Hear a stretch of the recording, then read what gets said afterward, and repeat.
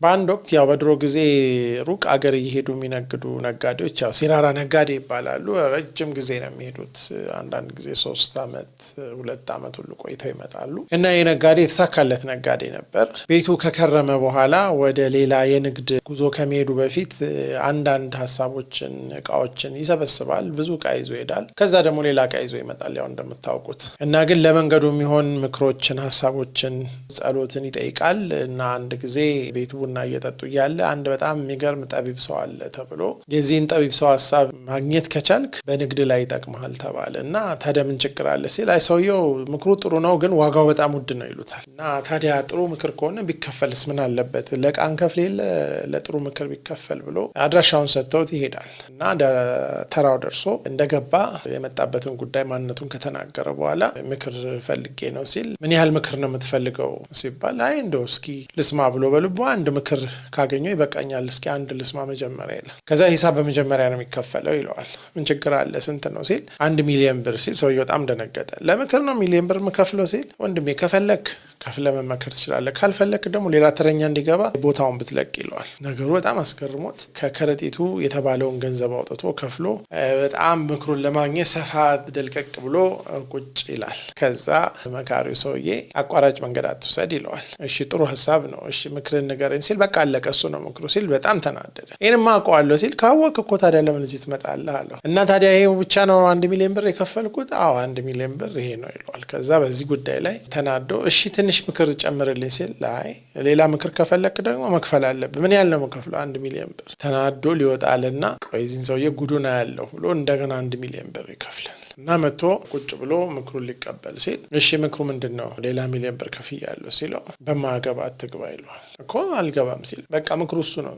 አሁን ጭራሽ ሰውየው ሊነቅል ሆነ። እሱ 1 ሚሊዮን ብር ለማግኘት ምን ያህል እንደሚደክም ያውቃልና ተናዶ ከክፍሉ በሩን ደርግሞ ሲወጣ ሰዎች አግኝተውት ምን ነው ምናናደደው ሲል ይህ ሰውዬ ይቀልዳል ባካችሁ፣ ምክር እያለ የምናውቀውን ነገር እየነገረ ገንዘባችን ሊጨርስ ነው ሲል አይ የዚህ ሰውዬ ምክር በጣም ጠቃሚ ነው ይሰራል፣ ይጠቅሞታል፣ ግድ የሎትም ሲባል እንዲ አሁን ለመጨረሻ ጊዜ አንድ ምክር ብቻ ወስዳለሁ ብሎ ሌላ 1 ሚሊዮን ብር ከፍሎ እንደገና ወረፋውን ጠብቆ ሲገባ እሺ አሁን መጥቻለሁ ምን አለ እባክህ ጌታው እኔ 2-3 አመት ነው የምጓዘው እና ዝም ብለህ የማውቀውን ነገር ከምትነግረኝ ደህና ምክር ብሰጠኝ የመጨረሻ እድል ነው የምሰጥ ብሎ ቁጭ ሲል አየውና ምክር እኮ ዋናው ብዛቱ አይደለም፣ አንደኛ ጥራቱ ነው፣ ሁለተኛ አንተ ሄደህ ያንን ነገር መተግበርህ ነው እንጂ ማወቅህ አይደለም ይለውና እሺ በቃ ተወው እኔ አሁን ጊዜ የለኝም ምክሩን ስጠኝ ሲለው ሳታጣራ ምንም ነገር አታድርግ ይለዋል። እሺ አላደርግም ግን ምክሩስ ሲለው እሱ ነው ምክሩ ይለዋል። በቃ እንደተናደደ ጥሎ ይሄዳል። በሳምንት በማይሞላ ጊዜ ውስጥ ወደ ንግድ ጉዞ መንገድ ይጀምራል። እና ብዙ እየሄደ እያለ ነጋዴዎች የሚያልፉበት አንድ የሚፈራ ስፍራ አካባቢ ሲደርስ ከማለፉ በፊት ብዙ ሰዎች ግርግር ፈጥረው አይቶ ምንድነው ነገሩ ሲላቸው አይ አንድ በጣም ጥሩ ሀብት ተገኝቷል እና ሰው ሳያመልጠው ለመግዛት በተለመደው መንገድ ሳይሆን በዚህ በጫካ ውስጥ እየሄደ ነው እና እኛም ወደዛው ልንሄድ ነው ሲሉት እሱም ለመሄድ ሲንቀሳቀስ አቋራጭ መንገድ አትውሰድ የሚለውን ምክር ትዝ አለው። ቢያንስ ገንዘቤን ያወጣውበት ምክር ነው ብሎ እሱ በተለመደው መንገድ ሲሄድ ሰው ሁሉ ቀደመው በዛ መንገድ ሄዶ ዞሮ ሲደርስ ያ ሐሳብ ውሸት እንደሆነና በዛ መንገድ የሄዱን ሰዎች ሁሉ ሽፍቶች እንደገደሏቸው ሲሰማ ህይወቱን ያ ምክር እንዳተረፈለት አውቆ በጣም ስሜቱ ተነክቶ እንደገና መንገዱን ሄዶ አንድ ስፍራ ሲደርስ ይመሽበታል። እና ማደሪያ ስላልነበረ የተለመደው የሚያድርበትን ቦታ በሳት ተቃጥሎ ነበርና ሲፈልግ አንድ መብራት ያለበት ቤት ከሩቅ አያው ማታ ስለሆነ ወደዛ ሲደርስ ሲያንኳኳ አንድ በጣም የሚያምሩ ጺማቸው የተንጀረገገ ደስ የሚሉ ሰው ወጥተው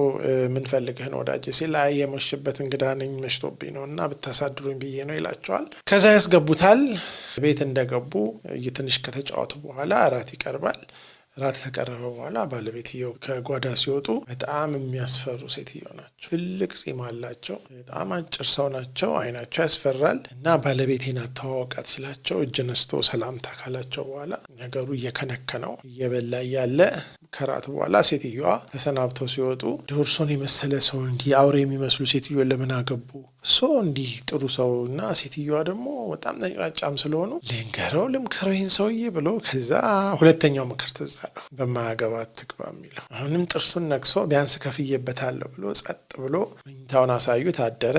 ከዛ ጠዋት ቁርስ ተበልቶ ከመሰናበቱ በፊትና አንድ ነገር ላሳይ ብለው ወደ ጓሮ ይዘውት ሄዱ። ከዛ ጓሮ ሲያይ የሰው አጽም ተከምሯል። አንዳንዱ ገና በቅርብ የሞተ ሰው ነው። እና ይሄ ሁሉ ሰው ምን እንደሆነ ታውቃለህ? እንዳንተ ማታ መጥተው መሽቶባቸው አስተናግጃቸው መጨረሻ ላይ የምወዳትን ባለቤቴን እንድፈታ እሷ ላይ ክፉ ቃል ሲናገሩ ያው ደግ ላረገለት ክፉ የሚናገር ሰው እዳው ሞት ነው እና የመጀመሪያው ሰው ነው ከዚህ ቤት ሳትገደል ይወጣ ሲሉት ይሄ 1 ሚሊዮን ብር እውነትም አተረፈኝ ብሎ ስራውን ጨራርሶ ከ3 ዓመት በኋላ ሲመለስ ወደ ሰፈሩ እየቀረበ እያለ ትልቅ ድግስ አለና እሱ ወደ ሰፈሩ እየቀረበ ሲመጣ ሰዎች መጥተው ምንድነው የድግስ ሲላቸው የእርሶ ራሶት ባለቤት ዛሬ ሰርጋቸውን ያገባሉ ሲል በጣም ተናዱ። እኔ 3 ዓመት ጠፋ ብላ ነው የምታገባው እኔ ለነሱ ብዬ አይደል እንዴ ብሎ ስሜቱ ገንፍሎ የት ነው ሙሽራው ገብቷል ለመሆኑ? አይ ሙሽራው እየተጠበቀ ነው ሲባል ይሄማ አይሆንም እንደው ገብቼ ደፋታለሁ ብሎ ጠመንጃውን አቀባብሎ እየሄደ እያለ